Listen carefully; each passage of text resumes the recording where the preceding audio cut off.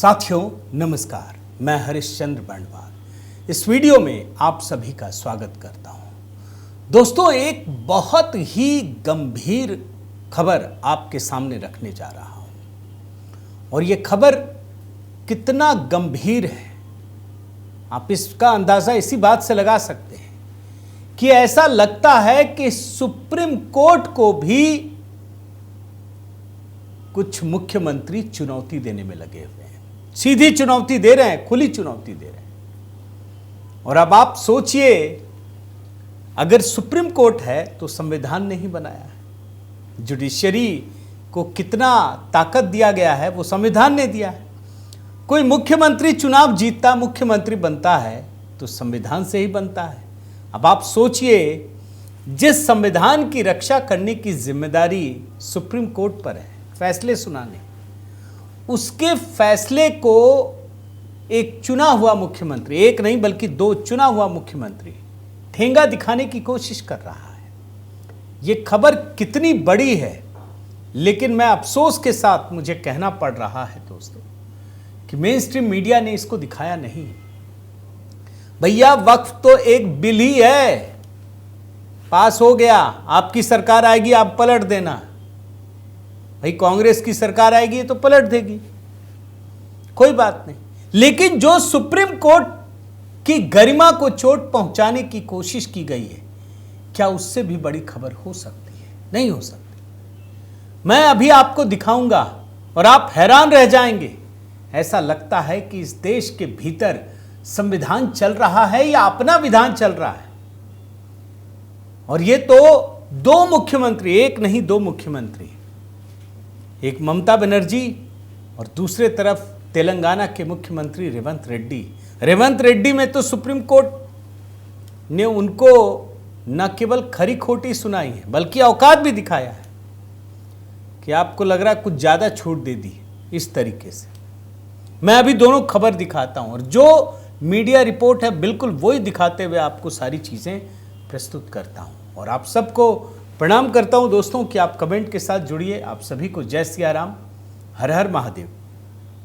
आपको पहले हेडलाइन दिखाता हूं दोस्तों, और कितना गंभीर है आप कल्पना कीजिए। सुप्रीम कोर्ट का सम्मान लेकिन नहीं मान सकती फैसला। टीचर भर्तियों पर मिला सुप्रीम झटका तो बोली ममता बनर्जी। आप सोच रहे हैं क्या कह रही हैं कि सुप्रीम कोर्ट ने जो फैसला सुनाया वो मैं नहीं मानूंगी। तो फिर बचा क्या भैया? अरे मोदी जी पर आप कहते हैं कि ये संविधान खत्म कर रहे हैं, ये तो खत्म कर दिया। अगर इससे भी बड़ी कोई संवैधानिक बहस हो सकती है तो मुझे आप कमेंट करके बताइए। अगर संविधान ये नष्ट होना नहीं है तो फिर क्या है? संविधान को कुचलना इसी को कहते हैं। साफ मना कर रही हैं, मैं नहीं मान सकती फैसला। देखिए ना, मैं नहीं कह रहा, सुप्रीम कोर्ट का सम्मान है, लेकिन मैं नहीं मान सकती फैसला। खबर क्या है मैं आपको बताता हूं। और ये पहला मामला नहीं है, मैं दो मामले इनके ही दिखा दूंगा अभी। खबर यह है दोस्तों कि पश्चिम बंगाल में शिक्षक भर्ती का एक घोटाला हुआ। 25,000 टीचरों की भर्ती की गई। इस पर हाई कोर्ट में मामला गया। हाई कोर्ट ने इसको देखा और ये कहा कि ये तो गलत है भैया, पूरा धांधली है, इसमें प्रक्रिया उचित नहीं अपनाई गई है, इसलिए सभी 25,000 टीचर भर्ती को रद्द कर दिया। सुप्रीम कोर्ट में गया मामला।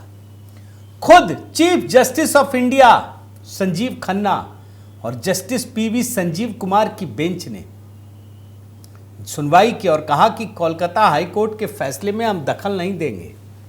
बेंच ने माना, जिसमें खुद चीफ जस्टिस ऑफ इंडिया है, बड़े ध्यान से सुनिए, कि टीचर भर्ती की नियुक्ति में फ्रॉड और चीटिंग यानी धोखाधड़ी हुई है। यह कहा खुद चीफ जस्टिस ऑफ इंडिया है।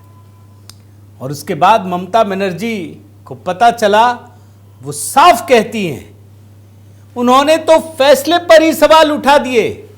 पढ़ लीजिए ये हेडलाइन, अदालत का सम्मान पर फैसला स्वीकार नहीं। वो कह रही हैं कि मेरे मन में न्यायपालिका के लिए बहुत सम्मान है, लेकिन हम इस जजमेंट को स्वीकार नहीं कर सकते। तो हमला करेंगी क्या? भारत से अलग हो जाएंगी? भाई, भारत में अगर किसी को रहना है तो सुप्रीम कोर्ट और संविधान के तहत ही चलेगा ना। ये कल्पना से परे है। ये आप अगर ये देश के प्रति अपराध नहीं है तो क्या है कि सुप्रीम कोर्ट के बारे में ये कह रही हैं कि हम इस जजमेंट को स्वीकार नहीं करेंगे, नहीं कर सकते हम। और इतना ही नहीं, बड़े गौर से सुनिएगा, सुप्रीम कोर्ट के बारे में तो हम बताते हैं ना दोस्तों कि सुप्रीम कोर्ट भी आलोचना का अधिकार देता है, लेकिन आप सुप्रीम कोर्ट के जस्टिस की नीयत पर सवाल नहीं खड़ा कर सकते। यहां ये नीयत पर भी सवाल खड़ा कर रही हैं। जैसे ही ये फैसला आया ना, उन्होंने तुरंत जस्टिस वर्मा के घर में जो नोटों की गड्डियां मिली ना, उससे जोड़ दिया है।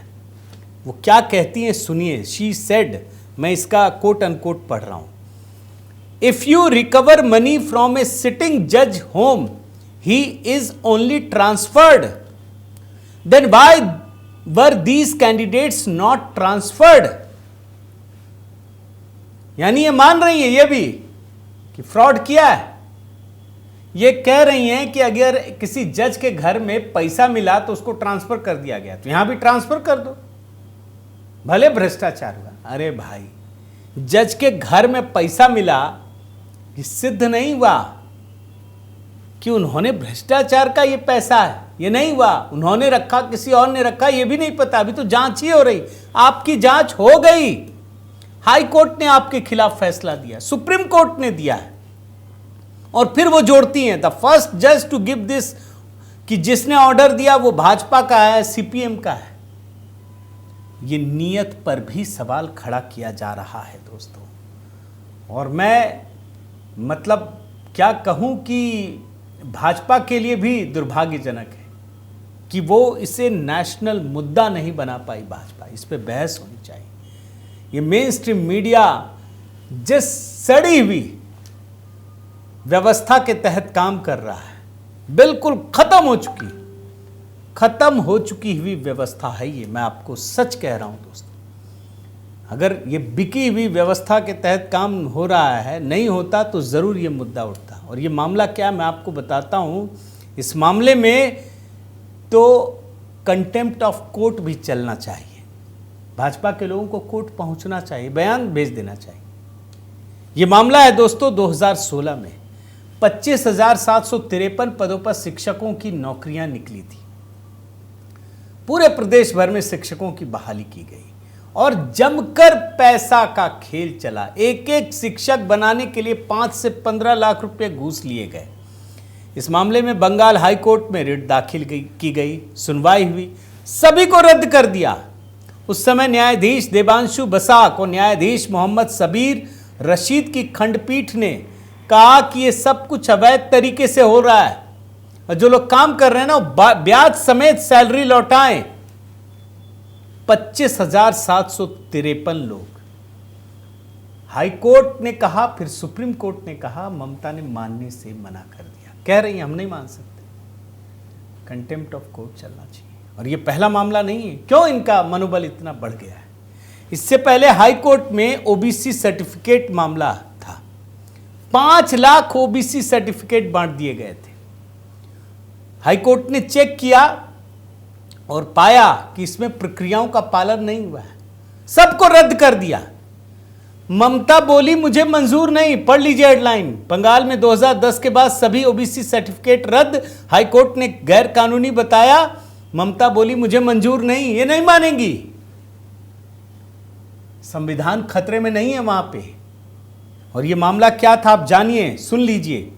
राज्य में 179 जातियां सूचीबद्ध हैं। श्रेणी ए में 81 जातियां हैं और उसमें 73 मुस्लिम धर्म के हैं।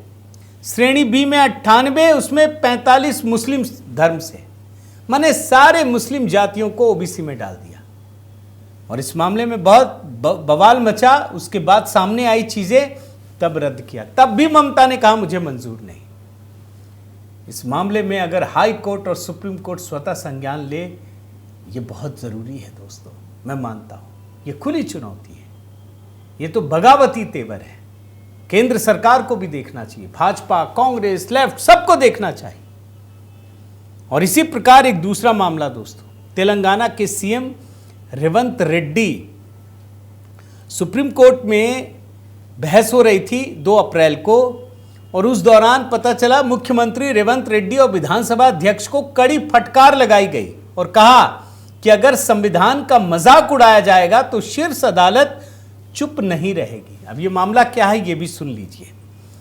विधानसभा अध्यक्ष ने तेलंगाना में यह दलील दी थी कि अदालत स्पीकर को उन विधायकों की अयोग्यता पर फैसला करने का निर्देश नहीं दे सकती जो दल बदलकर पार्टी में चले आए हैं। अब शीर्ष अदालत सुप्रीम कोर्ट में मामला गया, बोला भैया जब आप नहीं करेंगे तो हम इतने शक्तिहीन नहीं हैं, जब आप कानून का पालन नहीं करेंगे तो हम ही को करना पड़ेगा, और ये तो संविधान ने शक्ति दी है। सुप्रीम कोर्ट ने कहा कि आप अगर काम नहीं करेंगे तो हमको करना पड़ेगा। अब देखिए, justice BR Gavai, justice AG मसीह की पीठ थी। जस्टिस गवई ने कहा, कोट अनकोट में पढ़ रहा हूं, कोई भी आदेश जो कार्यवाही जारी रखने में माननीय अध्यक्ष के रास्ते में आता है पारित नहीं किया जा सकता, लेकिन अगर स्पीकर बिल्कुल भी कार्रवाई नहीं करते हैं तो इस देश में न्यायालय, जिसके पास न केवल शक्ति है बल्कि संविधान के संरक्षक के रूप में कर्तव्य भी है, शक्तिहीन हो जाएंगे। अगर 4 साल तक स्पीकर कुछ नहीं करते हैं तो क्या न्यायालय को अपने हाथ बांध लेने चाहिए? और जब ये सुनवाई हो रही थी ना दोस्तों, तो तेलंगाना के मुख्यमंत्री ने विधानसभा के भीतर एक बयान दिया था। वो सुप्रीम कोर्ट को पता चला और ये कहा कि पहले भी ये गलती कर चुके हैं, हमारी ये गलती है। सुप्रीम कोर्ट ने पूछा कि पहले आपको कंटेम्प्ट ऑफ कोर्ट नहीं दिया गया? यही है। उस समय उन्होंने BRS नेता के कविता को कोर्ट द्वारा जमानत दिए जाने पर टिप्पणी की थी कि कोर्ट ने के कविता को जमानत दी तो कोर्ट पे ही सवाल उठाया। तब सुप्रीम कोर्ट ने कहा, और कांग्रेस के ये सीएम जो रेवंत रेड्डी हैं दोस्तों, क्या कहा विधानसभा के भीतर मैं बताता हूं। उन्होंने कहा कि अगर BRS के विधायक पक्ष बदल भी लेते हैं तो भी उपचुनाव नहीं होंगे। ये वो तय कर रहे हैं, संविधान जाए भाड़ में, ये रेवंत रेड्डी तय करेंगे। उन्होंने क्या कहा, मैं कोट अनकोट में पढ़ता हूं, स्पीकर साहब, मैं सीएम आपकी तरफ से विधानसभा सदस्यों से कह रहा हूं कि उन्हें किसी उपचुनाव को लेकर परेशान होने की जरूरत नहीं है। कोई उपचुनाव नहीं होगा, विपक्ष चाहे तो भी नहीं, चाहे विपक्षी विधायक यहां आए या वही रहे, कोई उपचुनाव नहीं होगा। वो खुलेआम संविधान की धज्जियां उड़ाते हुए विधानसभा के भीतर ये कह रहे हैं कि तुम चाहे इधर आ जाओ, कोई उपचुनाव हम नहीं होने देंगे। सुप्रीम कोर्ट ने इसको भी देखा और तब जाकर सुप्रीम कोर्ट ने ये कहा, और स्पीकर का तो आपको सुना दिया, दोनों क्या कह रहे हैं। वो कह रहे हैं कि भैया हमको सुप्रीम कोर्ट निर्देश नहीं दे सकती, और तब जाकर सुप्रीम कोर्ट ने इस मामले में कहा, 1 साल पहले आपको ऐसे ही छोड़ दिया तो गलती कर दी। ये सुप्रीम कोर्ट के बयान है। रेवंत रेड्डी पर भड़कते हुए यही काम इस समय ममता बनर्जी कर रही है। मुझे पता नहीं दोस्तों, अब सुप्रीम कोर्ट ने ममता बनर्जी के बयान को देखा या नहीं देखा, देखना चाहिए, वरना आज ममता ने कहा, बाकी भी मुख्यमंत्री कहेंगे, वो बोलेंगे कि देखिए उसने कहा, आपने तो कुछ नहीं किया। आज हम कहेंगे। मैं मानता हूं दोस्तों, ये वास्तव में संवैधानिक क्राइसिस है। ये देश के लोकतंत्र के लिए बहुत बुरा है। इस मामले में सुप्रीम कोर्ट को निश्चित रूप से सुओ मोटो लेकर कंटेम्प्ट ऑफ कोर्ट का मामला चलाना चाहिए। आपकी क्या विचार है ज़रूर बताइए दोस्तों, आपके कमेंट की प्रतीक्षा है। साथ ही आपसे निवेदन करता हूं कि इस वीडियो को अधिक से अधिक शेयर कीजिए, लोगों तक पहुंचाइए, ताकि लोगों को पता चले मेन स्ट्रीम मीडिया तो दिखा ही नहीं रहा। और साथ ही दोस्तों लाइक कीजिए, बेल आइकन दबाइए। और हाँ, HB मेलोडी में हम जानते हैं नवरात्रि की अपूर्णाहुति होने वाली है, तो आप ज़रूर HB मेलोडी के मंत्रों को जुड़िए, देखिए कैसा बनाया है, ज़रूर वहाँ कमेंट कीजिए। बहुत बहुत धन्यवाद। जय सिया राम।